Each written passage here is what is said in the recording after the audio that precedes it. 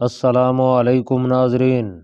میں کان اعظم کے خلاف کچھ کرنے کے بارے میں سوچنا بھی گناہ سمجھتا ہوں، اس لیے تم مجھے اپنے ساتھ شامل نہ سمجھو۔ دک بجئی کونئی خان فیصلہ کن لہجے میں بولا۔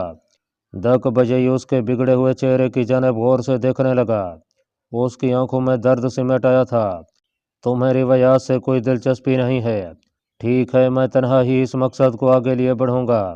ممکن ہے کہ کچھ لوگ میرے ساتھی بن جائیں اور کچھ لوگ میرے دشمن ہو جائیں۔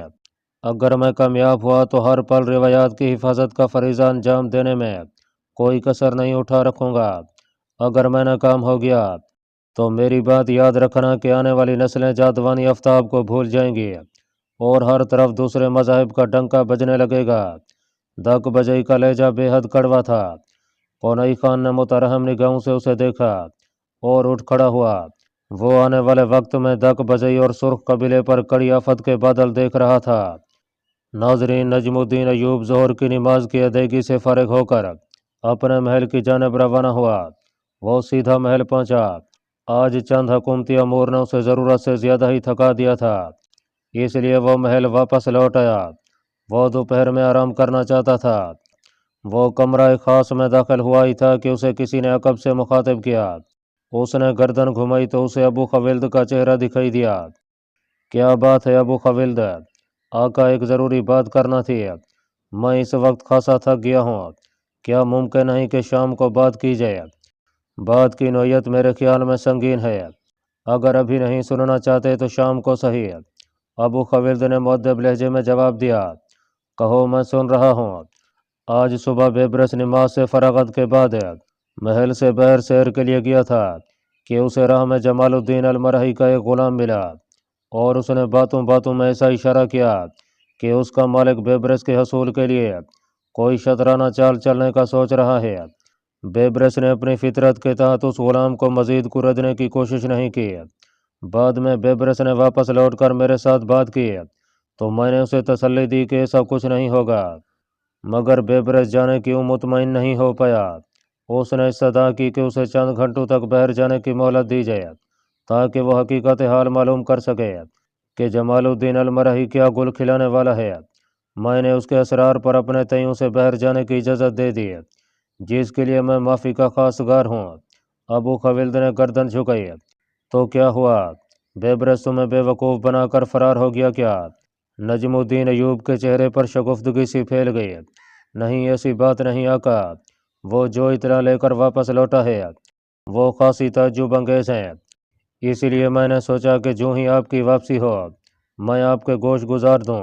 بے برس کی اطلاع کے مطابق جمال الدین المرہی کا بیٹا، جو کہ صیغہ اعتصام میں صاحب دیوان ہے، اس نے آپ کے خلاف کوئی فرد بغاوت تیار کی ہے جو کہ جلد ہی سلطان و امراء کے سامنے پیش کی جانے والی ہے۔ جمال الدین المرہی نے اپنی حیثیت کا استعمال کرتے ہوئے قاضی القضات پر بھی دباؤ ڈالا ہے کہ وہ آپ کو مجرم قرار دے کر سخت ترین سزا دیں۔ نجم الدین ایوب بے چینی سے ابو خویلد کا چہرہ دیکھ رہا تھا، جیسے وہ کوئی انہونی بات کر رہا ہو۔ کیا تم پورے یقین و وثوق سے کہہ سکتے ہو کہ بے برس کی طرف سے فراہم کی گئی اطلاعات بالکل صحیح اور مصدقہ ہیں؟ جی ہاں، میں نے بے برس کو بے حد قریب سے دیکھا ہے اور میں اچھی طرح جانتا ہوں کہ وہ جھوٹ سے سخت نفرت کرتا ہے۔ ٹھیک ہے، میں اپنے تئیں بھی اس بارے میں چھان بین کروں گا۔ اگر ایسا کچھ ہے تو پھر اس کے مطابق فیصلہ کیا جائے گا۔ ویسے مجھے حیرت ہے کہ اتنی کھچڑی پک رہی ہے اور میرے مخبر ابھی تک بے خبر ہیں۔ میرے خیال میں بے برس کو ضرور کوئی غلط فہمی ہوئی ہوگی۔ دوسرا، قاضی القضات تک اگر یہ بات پہنچ چکی ہوتی تو وہ کب کا مجھے آگاہ کر چکے ہوتے۔ نجم الدین ایوب کو جہاں یہ بات سن کر سخت حیرت ہوئی تھی، وہیں وہ گم گوئی کی حالت کا شکار بھی تھا۔ بے برس کی اطلاع پر یوں یقین کر لینا شاید اس کے بس میں نہیں تھا۔ اسی لمحے دوسرے غلام نے اندر آنے کی اجازت طلب کی۔ نجم الدین ایوب نے ابو خویلد کی جانب دیکھا تو وہ اس کا مفہوم سمجھ گیا۔ وہ تیزی سے اس کی جانب بڑھا۔ کیا بات ہے؟ تمہیں معلوم نہیں کہ آقا اس وقت آرام کرنا چاہتے ہیں؟ ابو خویلد نے تیز لہجے میں کہا۔ قاضی کی جانب سے قاصد کوئی پیغام لایا ہے اور وہ فوراً آقا سے ملاقات کا خواہش مند ہے۔ میں نے اسے دوبارہ آنے کا کہا تو اس نے ابھی ملنے کا اصرار کیا تو میں چلا آیا۔ اچھا، اسے مہمان خانے میں بٹھاؤ۔ ابو خویلد اسے ہدایت دینے کے بعد نجم الدین ایوب کی جانب بڑھا۔ اور قاصد کی آمد اور فوری ملاقات کی خواہش سے باخبر کیا۔ نجم الدین ایوب قاضی القضات کی جانب سے پیغام کی خبر پا کر گہری سوچ میں پڑ گیا تھا۔ اس نے مہمان خانے کا رخ کیا۔ مہمان خانے میں ایک نوجوان شخص موجود تھا جو کہ اس کے داخل ہونے پر اٹھ کھڑا ہوا تھا۔ سلام و دعا کے بعد نجم الدین نے اس کی آمد کی وجہ طلب کی تو اس نے ایک سنہرے کاغذ کا مراسلہ اس کی جانب بڑھا دیا۔ نجم الدین ایوب نے کاغذ کی تہ کھولی اور پیغام پڑھنے لگا۔ نجم الدین ایوب: السلام علیکم۔ مجھے آج صبح بے حد حیرت کا سامنا ہوا جب تمہارے مراسلے کی تکمیل کے لیے میں نے 2 اہلکار جمال الدین المرہی کے گھر روانہ کیے تھے۔ تم نے مجھے ہدایت کی تھی کہ اس کے بیٹے کو بلا کر اس کا کڑا امتحان لیا جائے، بعد اس کی قابلیت و لیاقت کو مد نظر رکھتے ہوئے اس کے لیے کسی عہدے کی سفارش کی جائے۔ میں نے اس کام کی انجام دہی کے لیے کئی بار پیغام بھیجا مگر المرہی کی جانب سے کوئی معاونت نہیں ہوئی۔ بہانہ بازی سے کام لیا گیا، جس پر میں نے آج خصوصاً اپنے مخبروں کو ہدایت کی کہ وہ معاملے کی اصلیت سامنے لائیں۔ جو خبر یہاں پہنچی ہے وہ بے حد حیرت انگیز ہے۔ المرہی کے جس بیٹے کے لیے تم نے مراسلہ بھیجا تھا وہ صیغہ تصاب میں صاحب دیوان ہے۔ اسے صاحب دیوان کس کے حکم سے بنایا گیا ہے مجھے علم نہیں ہو سکا، اس لیے فوری طور پر تمہیں ہدایت کی جاتی ہے کہ معاملہ کی تحقیق کر کے دفتر القضات کو باخبر کرو۔ قاضی القضات۔ نجم الدین ایوب تعجب سے مراسلے کو پڑھ رہا تھا۔ جمال الدین المرہی کو اتنا بڑا اختیار کس نے دے دیا کہ وہ براہ راست صیغہ تصاب پر اثر انداز ہو سکے؟ اگر ایسا تھا تو بیبرس کی اطلاع بالکل درست ہو سکتی تھی، کیونکہ صیغہ تصاب ہی وہ ادارہ تھا جو کہ کسی بھی امیر یا حکمران کے مستقبل کو طریقیوں میں بدل سکتا تھا۔ نجم الدین ایوب نے مراسلہ پڑھنے کے بعد قاصد کو روانہ کر دیا مگر تھکا ماندہ ذہن ایک الجھی ہوئی صورتحال کو دیکھ کر صحیح طرح سمجھ نہیں پا رہا تھا۔ ناظرین، مطیع الدین کا باپ نور الدین پریشانی کے عالم میں کونائی خان کے دروازے پر دستک دینے کے بعد کھڑا اس کی آمد کا منتظر تھا۔ اس کے چہرے پر گہری بے چینی تھی۔ کونائی خان سے اس کی گزشتہ ملاقات محض چند بار ہو پئی تھی۔ اس کی بڑی وجہ یہ تھی کہ کونائی خان کی سوچ مسلمانوں کے بارے میں حقیرانہ اور نفی تھی۔ نور الدین چونکہ تبلیغ اسلام کا مقصد لے کر سرائے آیا تھا، اس لیے کونائی خان کو وہ ایک آنکھ نہیں بھاتا تھا۔ وہ کونائی خان کا ہمسایہ تو ضرور تھا مگر ان دونوں کے درمیان حق ہمسائیگی کی نوبت بھی نہیں آ پئی۔ آج بیٹے کی جدائی نے نور الدین کے قدموں کا رخ کونائی خان کے گھر کی جانب موڑ دیا تھا۔ کونائی خان اپنا لباس درست کرتا ہوا دروازے پر آیا۔ اس کی نگاہ جو ہی نور الدین پر پڑی تو اس کا منہ بن گیا۔ کہو اور اب نور الدین ادھر کا راستہ کیسے بھول گئے؟ کونائی خان کے لہجے میں بے اتنائی کے ساتھ ساتھ گہرا طنز بھی تھا۔ اس کی بات سن کر نور الدین کے چہرے پر پھیکی سی ہنسی پھیل گئی۔ کونائی خان، جب ساتھ میں رہنا پڑے تو بندے کو ایک دوسرے سے کام نکل ہی آتے ہیں۔ میں ایک اچھے ہمسائے کے پاس آیا ہوں، کیا تم حق ہمسائیگی نبھانے پر آمادہ ہو؟ چھوڑو میری اور تمہاری کیا ہمسائیگی، تم اپنا مطلب بیان کرو، کیا چاہتے ہو؟ بات کچھ یوں ہے کہ مجھے آج معلوم ہوا ہے کہ میرے بیٹے مطیع الدین کو کسی منگول قبیلے نے سرائے کے باہر سے اغوا کر لیا ہے۔ تمہاری تو سرکاری دربار تک اچھی خاصی رسائی ہے، کیا تم میری کچھ مدد کر سکتے ہو؟ نور الدین کے لبوں پر بیٹے کا نام جو ہی آیا اس کی آواز رند گئی۔ یہ تم کیا کہہ رہے ہو؟ یہ ہو ہی نہیں سکتا کہ سرائے کے کسی باشندے کو باہر کا کوئی قبیلہ اغوا کرے، بے شک وہ مسلمان ہی کیوں نہ ہو۔ سرزمین اردو زریں کے کچھ اپنے قواعد و قانون ہیں جن پر سختی سے عمل درآمد کیا جاتا ہے۔ کونائی خان اس کی بات پر یوں حیرت زدہ رہ گیا کہ جیسے اس نے کوئی مفوق الفطرت بات کہہ ڈالی ہو۔ اس کا لہجہ بے حد غیر یقینی تھا۔ یہ اطلاع جس شخص نے مجھے دی ہے میں اس کی صداقت پر آنکھیں بند کر کے یقین کرتا ہوں۔ کونائی خان، میری بوڑھی آنکھوں میں سچائی پرکھنے کی قوت ابھی باقی ہے۔ میں لفظوں اور مکالموں کی گہرائی میں اتر جایا کرتا ہوں۔ مجھے تمہاری خوبیوں سے کوئی سروکار نہیں، مجھے صرف یہ بتاؤ کہ تمہیں کس نے اطلاع دی ہے۔ ہو سکتا ہے کہ اس نے خود ہی کسی ذاتی رنجش پر اسے قتل کر ڈالا ہو اور تمہیں اغوا کی فرضی کہانی سنا کر حقیقت کا رخ بدل رہا ہو۔ کونائی خان بے اعتباری سے بولا۔ کونائی خان، تم صرف یہ وضاحت کر دو کہ کیا تم مجھے دربار شاہی تک پہنچا سکتے ہو یا نہیں؟ نور الدین اس کی بے اعتباری پر تڑپ کر رہ گیا۔ نور الدین، کونائی خان اس کی آنکھوں میں جھلکنے والی حیثیت اور رنجیدگی کو محسوس کر چکا تھا۔ इस बार वो कदरे हमदर्दाना लहजे में गोया हुआ, अंदर और सुकून से बैठकर मुझे सब तफसील से बताओ कि क्या हुआ और कैसे हुआ। कोनई खान दरवाजे के पहलू में हट गया। नूरुद्दीन बोझल कदमों से चलता हुआ अंदर दाखिल हुआ। अगली साथ में वो दोनों एक छोटे से कमरे में पहुंच गए। वहां निहायत कीमती साजो सामान से ज़िबाइश की गई थी। नूरुद्दीन की निगाहें जो यूं सरइश पर पड़ी तो दिल पर चोट लगती हुई महसूस हुई। एक तरफ तो बेटे की जुदाई का गम था, तो दूसरी जानब वो ज़िबाइश थी। उसकी आंखें भीग सी गईं। वो सामान अपनी अलग ही कहानी सुना रहा था। वो माजी में शायद किसी आला ज़ौक़ के हामिल मुसलमान रईस के घर की जीनत रह चुका होगा। यकीनन ये सामान मंगोली हमलों और लूट मार में बतौर माल गनीमत इसके हाथ लगा होगा। बैठो नूरुद्दीन। उसकी समाज से एक आवाज़ टकराई। नूरुद्दीन ने करीब ही मौजूद एक नशिस्त संभाल ली। कोनई खान ने दरवाजे में खड़े होकर किसी को कहवा लाने की हिदायत की। फिर वह उसके करीब आकर बैठ गया। उसकी सवालिया निगाहें मुसलसल नूरुद्दीन के चेहरे पर मुर्तकिज़ थीं। नूरुद्दीन ने उसे अपनी जानिब मुतवज्जे देखकर अपनी बात का आगाज़ किया। हुआ कुछ इस तरह के चंद माह पेशतर एक मंगोल नौजवान मेरे बेटे मतीउद्दीन का दोस्त बन गया। वो बिला तकल्लुफ़ घर में आना जाना शुरू हो गया। मैंने जब उसे देखा तो उसके चेहरे पर छई हुई मासूमियत ने मेरा दिल भी मोह लिया। मैंने उसे अपने घर में आने जाने की इजाज़त दे दी। कुछ दिनों बाद वो मेरे बेटे के हमरा शिकार के लिए निकल गया। वो दोनों एक दो रोज़ बाद वापस आ जाया करते थे। मैं मुतमईन था कि इस तरह मेरा बेटा आने वाले दिनों में इस रियासत में खुद को अजनबी महसूस नहीं करेगा। कोनई खान उसकी बात पर पहलू बदल कर रह गया था। वो मुसलमानों को अपनी सरजमीन से बाहर निकालने का ख्वाहिशमंद था, मगर नूरुद्दीन मुस्तकबिल में भी यहीं बसने की बात कर रहा था। नूरुद्दीन उसके चेहरे की कफियत से बेखबर बोले जा रहा था, मगर गुज़श्ता दिनों करीबन एक हफ्ता कबल वो दोनों सरकशी पहाड़ी पर शिकार के लिए रवाना हुए। हालांकि मुझे आगाह नहीं किया गया था कि वो सरकशी पहाड़ी पर जाएंगे।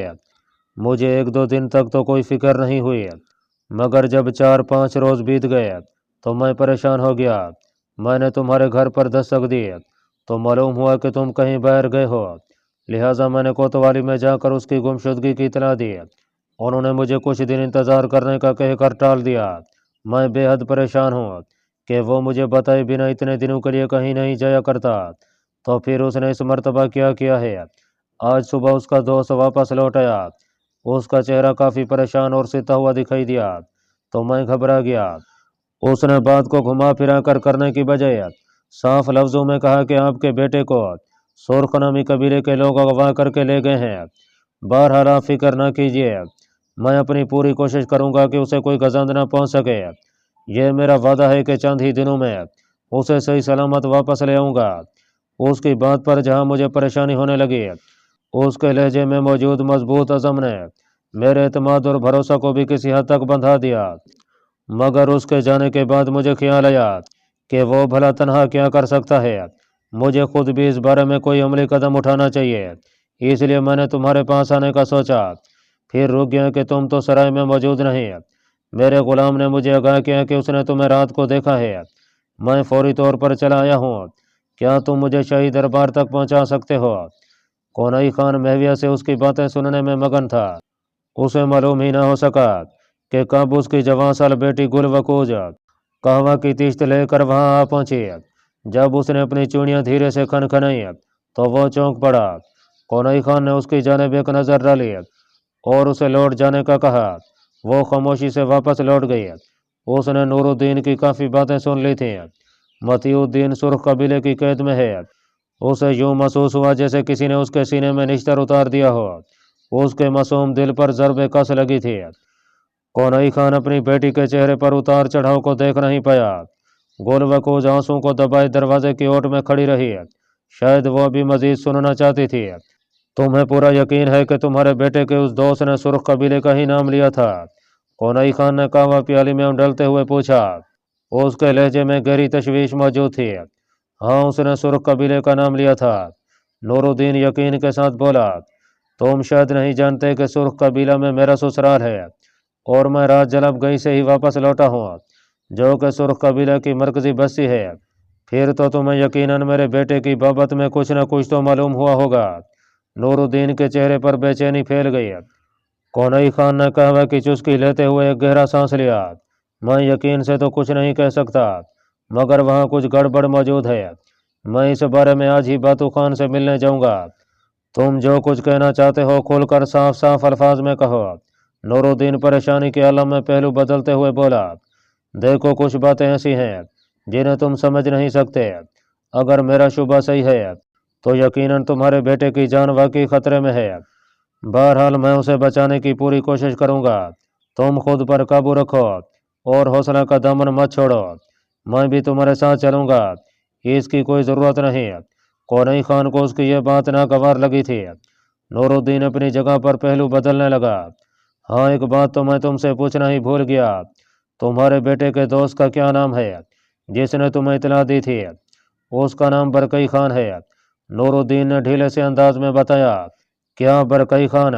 कौनई खान को जैसे बरकी रूह का झटका लगा था।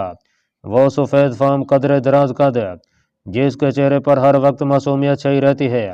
हाँ हाँ, क्या तुम उसे जानते हो? मैं तो उसे जानता हूँ, मगर क्या तुम जानते हो कि वो कौन है? कौनई खान तेजी से बोला। शरीफ और नफ्स मंगोल नौजवान है, अलबत्ता उसमें मंगोलों वाली खसूसियात नुमाया नहीं है। उसका चेहरा सच्चाई का अलंबरदार दिखाई देता है, नूरुद्दीन सादा लहजे में उसे बता रहा था, जबकि कौनई खान हैरत भरी निगाहों से उसकी सूरत देखे जा रहा था। वाकई तुम्हें उसके बारे में कुछ नहीं मालूम। नूरुद्दीन वो इस सल्तनत का हुक्मरान है, वो बातू खान का छोटा भाई है। अगर वो यही कह गया है कि तुम्हारे बेटे को साथ ले आएगा तो फिर तुम्हें इत्मीनान से घर लौट जाना चाहिए। अब हैरत की बारी नूरुद्दीन की थी। वो उसे यूं देख रहा था जैसे वाकई उसने कोई अनहोनी बात कह दी हो। कौनई खान ने इस मर्तबा खुद उठकर उसका कंधा थपथपाया और हौसला अफजाई की। उसका अंदाज ही बदल गया था। नूरुद्दीन फरते हैरत में डूबा अपने अल्लाह पर भरोसा किए घर लौट आया। नाजरीन, अबू खविल्द ने नजमुद्दीन अयूब का कंधा झंझोड़कर उसे बेदार किया। नजमुद्दीन अयूब आंखें मसलता हुआ बिस्तर पर उठ बैठा। वो हैरत से अबू खविल्द का चेहरा देख रहा था। आज से पहले तो उसने कभी ऐसी हरकत नहीं की थी। बेशक वो उसका सबसे बाएतमाद और वफादार गुलाम था, मगर ऐसी बेतकल्फी का मुर्तकिब होना भी उसकी सरिश्त में नहीं था। अबू खविल्द के चेहरे पर गहरी परेशानी आया थी। क्या बात है अबू खविल्द? आका, मेरे मुंह में खाक। मामला ही कुछ ऐसा आन पड़ा कि मुझे इस गुस्ताखी का मुर्तकिब होना पड़ा। अबू खविल्द का लहजा जाना था। हाँ बोलो, क्या हुआ? इस्माइल अयूबी ने दीगर उमरा के साथ मिलकर बगावत का आलम बुलंद कर दिया है। अभी अभी मुखबर ने इतला दी है कि वो दमिश्क से निकलकर करीबी शहरों पर हमलावर होने और उन्हें लूट मार का निशाना बनाने की मनसूबाबंदी कर रहे हैं। ठीक है, तुम फौरन मेरी रवानगी का इंतज़ाम करो, मैं खुद वहां पहुंचकर उनको देख लूंगा। नजमुद्दीन अयूब बिस्तर में से निकलता हुआ बोला। अली सुबह एक बुरी खबर सुनने के बाद भी उसका चेहरा परेशानी के तासुर से पाक था। उसने इस खबर को यूं सुना था जैसे कोई बड़ी बात रूनुमा नहीं हुई थी। अबू खविल्द हुक्म पाते ही तेजी से बाहर निकल गया। नजमुद्दीन अयूब अपने मुंतखब करदा गवर्नर इस्माइल के बारे में सोच रहा था कि उसे यह मजमूम हरकत करने की ज़रूरत क्यों पेश आई। उसने वसवसों को झटका और निहाने के लिए हमाम में घुस गया। नाजरीन, जैसा कि पहले बताया जा चुका है कि मलिकुल कामिल ने अपनी ज़िंदगी में शाम, फ़लस्तीन और मिस्र के तमाम इलाकों को फतह कर लिया था। उसकी ज़िंदगी में ही यरूशलेम और फ़लस्तीन के कुछ इलाके फरीडा के सानी को दे दिए गए थे, जिनमें बैतुल मक़दस, बैतुल लहम, नासरा और याफा के इलाके शामिल थे। अक्का के वसी शहर भी उसके हवाले कर दिए गए थे। इस तमाम सूरत हाल का बुनियादी मकसद सिर्फ मलिकुल कामिल की वसी और इस हुकूमत को मजबूत तर बनाना था। जब उसकी वफात का वक्त आन पहुंचा तो उसने अपनी सल्तनत को 4 हिस्सों में बांट दिया। मिस्र अपने 9 उम्र बेटे सैफुद्दीन अबू बकर को दे दिया। बलाद शर्किया नजमुद्दीन अयूबी को दे दिए गए, जबकि शाम और उसे मुल्हिका इलाके मलिकुल जवाद को दे दिए गए। इन चारों हुकूमतों को एक दूसरे से इस तरह मरबूत किया गया था कि इनमें किसी किस्म का इख्तलाफ पैदा न हो सके। यही वजह थी कि नजमुद्दीन अयूब को बलाद शर्किया की हुक्मरानी के साथ साथ 9 उम्र सुल्तान का तलीक भी मुकर्रर किया गया था। नजमुद्दीन अयूब ने इस्माइल अयूबी को दमिश्क में अपना गवर्नर बना रखा था। बसरा, वासेत और नाबलस के इलाकों में उसका एक निहायत वफादार तुर्क गुलाम हुक्मरानी के फराज संभाले हुए था। इस्माइल अयूबी की बगावत बेहद परेशान कौन थी, کیونکہ اس طرح سلطنت کے دیگر حصوں میں بھی پھوٹ پڑ سکتی تھی اور صلیبیوں کو مسلمانوں پر حملہ آور ہونے کا سنہرا موقع مل سکتا تھا۔ اسی دن عجلت میں تیاری مکمل کی گئی اور نجم الدین ایوب اپنے غلاموں کی کثیر جماعت کے ساتھ دمشق روانہ ہو گیا۔ ابھی وہ راستے میں ہی تھا کہ اسے دوسری اطلاع ملی کہ شاہ روم کے کباد بن کا خسرو بن کلیج ارسلان نے اپنی افواج کے ساتھ دمشق پر حملہ کر دیا ہے۔ اسماعیل ایوبی کو موت کے گھاٹ اتار دیا گیا ہے اور دمشق پر قبضہ کر لیا گیا ہے۔ رومی افواج دمشق میں لوٹ مار کر رہی ہیں اور اسے تخت و تاراج کرنے میں مشغول ہیں۔ نجم الدین ایوب نے اپنے بھائی ملک الجواد کے ساتھ نابلس میں ملاقات کی اور اسے مدد مانگی۔ دونوں نے مل کر رومی لشکر پر حملہ کر دیا۔ دمشق شہر سے باہر گھمسان کا رن پڑا۔ رومی لشکر کا دایاں بازو حملے کے ساتھ مال غنیمت کی نگرانی پر مامور تھا۔ نجم الدین ایوب نے اپنے دستوں کے ہمراہ اسی جانب سے حملوں کی شدت بڑھائی۔ اس کے ترک گرجستانی اور افریقی غلام بھی اس کے شانہ بشانہ لڑ رہے تھے۔ بیبرس کو کسی عملی جنگ میں حصہ لینے کا پہلا موقع ملا تھا۔ یہ اس کا پہلا عسکری تجربہ تھا۔ بیبرس نے اپنی زندگی میں ہی پہلی جنگ ایک بڑے حریف رومی لشکر کے ساتھ لڑی تھی۔ رومیوں کے شانہ بشانہ صلیبی نیٹ بھی تھے۔ بیبرس نے اپنے مخصوص ترک اور منگولیانہ حکمت عملی سے رومی افواج کو پریشان کر دیا تھا۔ نجم الدین ایوب نے بیبرس کی لڑائی کا انداز بغور دیکھا۔ کئی بار اس کے لبوں سے بے اختیار تحسین و آفرین امیز کلمات نکل جاتے۔ اللہ پاک کمی بیشی معاف فرمائے۔ اللہ آپ کا حامی و ناصر ہو، آمین۔